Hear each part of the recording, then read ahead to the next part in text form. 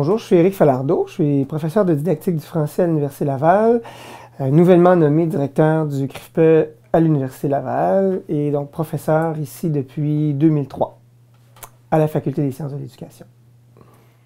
Je m'intéresse beaucoup dans mes projets de recherche à l'activité des enseignants.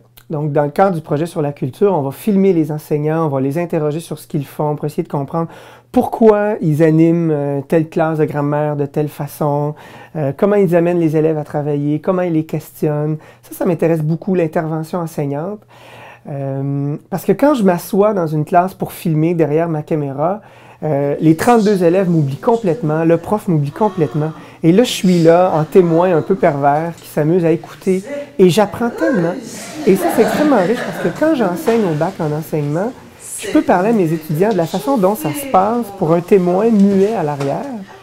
Parce que je ne crois pas, moi, comme ancien prof, que je peux témoigner de ce que j'étais il y a 8 ans dans une classe de cégep. Non, juste un fantasme d'enseignement. C'est pas ça qui me permet d'avoir un point de vue sur ce qui se passe dans une classe, mais c'est mon point de vue d'observateur à tous les mois, quand je vais dans des vraies classes du secondaire avec les profs qui sont assez généreux pour nous recevoir.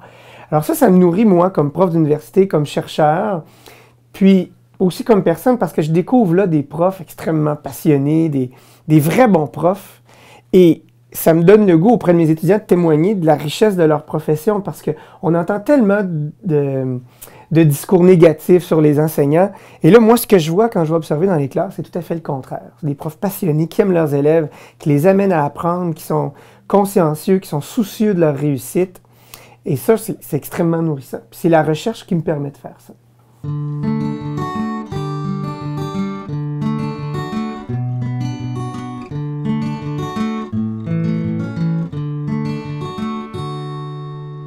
On a profité d'une demande de subvention d'un programme en persévérance et réussite pour s'intéresser à l'évaluation de la lecture. Comme je travaille beaucoup en lecture, les autres collègues en évaluation et en motivation. Donc, on a élaboré un devis de recherche pour aller élaborer des grilles d'évaluation avec des profs, les tester avec d'autres profs, ce qu'on est en train de faire cette année, et pour vérifier l'impact de ce travail-là d'enseignement explicite des stratégies de lecture sur les compétences en lecture des élèves et leur motivation aussi.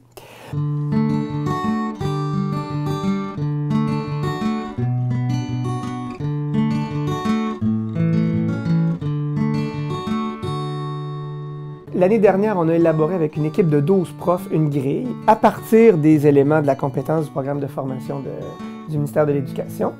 Et donc, ça a été un long travail d'élaboration où on a fait du travail individuel, des focus group avec des profs pour en arriver à un outil assez consensuel. Donc, on a élaboré une grille avec les élèves qui reprend toutes les composantes de la compétence en lecture. Et on a une grille pour les élèves pour favoriser son autorégulation, son contrôle sur ses processus de lecture. Et on amène l'élève à s'auto-évaluer. Je le fais pas du tout, tout à fait, très bien. Donc ça, c'est un outil d'apprentissage pour l'élève et un outil d'enseignement aussi pour le prof, parce que ça aide sa rétroaction.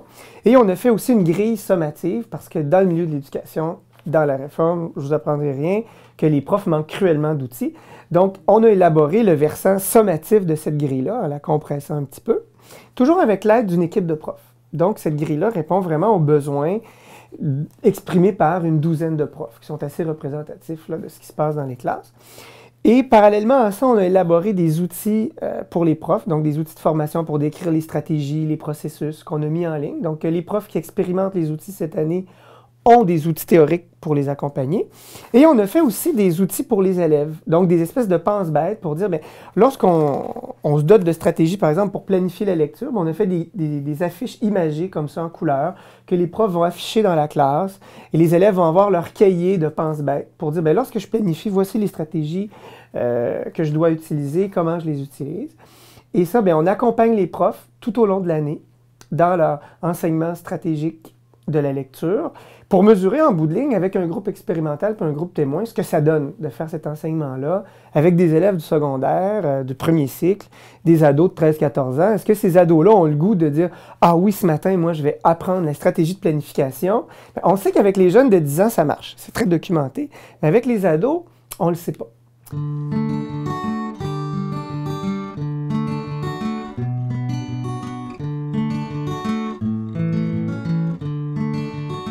Quand je suis arrivé comme professeur à l'Université Laval, moi j'ai vu des avantages tout de suite en étant membre. J'ai été recruté par le centre de recherche parce que j'avais connu des profs pendant mes études de doctorat. Et tout de suite, moi, je me suis allié avec un collègue qui s'appelle Denis Simard, qui travaillait sur la question de la culture. Et moi, je travaillais cette question-là au cours de ma thèse, mais exclusivement sous l'angle de la littérature. Et Denis, lui, n'avait aucun ancrage disciplinaire. C'était pédagogique, donc la pédagogie de la culture dans l'école. Et là, on s'est mis à conjuguer nos deux intérêts de recherche pour voir mais comment on peut penser la pédagogie de la culture, mais dans une perspective disciplinaire, en l'occurrence dans la classe de français, dans les contenus de la classe de français. Et ça te fait entrer tout de suite dans une culture de recherche. Donc, oui, tu es submergé par tes cours quand tu es un nouveau prof, mais tu travailles avec des gens qui mènent des recherches, pensent à des nouveaux projets de recherche, qui veulent t'intégrer dans des projets de recherche, mais tu t'apprends à connaître ce monde-là beaucoup plus rapidement. Les étudiants du CRIFPE sont tous regroupés physiquement au même étage, de sorte que c'est facile pour eux d'avoir accès aux chercheurs, d'avoir accès à l'aide du secrétariat, à tout le matériel technique qu'on a, par exemple la salle de visioconférence, les numérisateurs, tout cet équipement-là. Donc, on a fait des pressions auprès de la faculté pour être regroupés physiquement. Parce que c'est important, ça permet aux équipes de recherche de se croiser tout le temps. Les assistants de recherche viennent nous rencontrer. C'est facile de s'asseoir ensemble pour discuter des problèmes qui se posent au fur et à mesure qu'on avance dans un projet. Donc, les étudiants sont vraiment présents avec les profs. Ils sont assis ensemble. Ça crée pour eux un milieu de travail. Ils ne sont pas isolés. Et moi, je vois la différence parce que j'ai fait mon doctorat tout seul avec un prof qui était hors centre. Même si je côtoyais certains membres ici du centre de recherche, j'ai participé à quelques séminaires, mais j'ai jamais été mis dans des structures de discussion où je pouvais confronter mes travaux avec d'autres étudiants. Et maintenant que ça, je l'anime avec mes étudiants, que je vois les étudiants travailler ensemble dans mes projets de recherche où là, ils discutent d'interprétation des données, de catégorisation, je vois la chance qu'ils ont, la meilleure formation qu'ils ont au doctorat parce qu'ils sont plongés dans des projets de recherche qui ne sont pas nécessairement les leurs, directement liés à leur projet. Ça ouvre leurs horizons. Ça fait d'eux des chercheurs un peu plus polyvalents qui apprennent à se poser d'autres questions que les seules questions qu'ils ont délimitées pour leur thèse. Ça leur permet de travailler comme assistants dans des cours pour la correction de texte, de prendre des charges de cours, d'aller mener des expérimentations sur le terrain, des entrevues, de filmer, de traiter des données. Ça, pour moi, c'est une belle plus-value. Les étudiants le reconnaissent beaucoup aussi. D'autres exemples, la coécriture d'articles. Ça, ils en font beaucoup. Moi, j'ai jamais eu cette chance-là quand j'étais au doctorat. Et là, je vois ce que ça leur apporte de coécrire des articles avec nous. La présentation à des colloques internationaux, on les incite à aller dans les congrès nationaux, les congrès de la QPF, l'Association québécoise des profs de français. Bien, ça, c'est toute la dynamique de recherche dans laquelle ils sont plongés au centre qui les amène à connaître ce monde-là, la production scientifique. Et ils sont encadrés pour le faire. Donc, ils ne se lancent pas tout seuls là-dedans. Et on voit vraiment que ces étudiants-là performent plus dans les demandes de bourse, par exemple, parce qu'ils sont bien encadrés. Dans les postes, on voit vraiment que nos étudiants réussissent bien à se placer, à obtenir des bourses.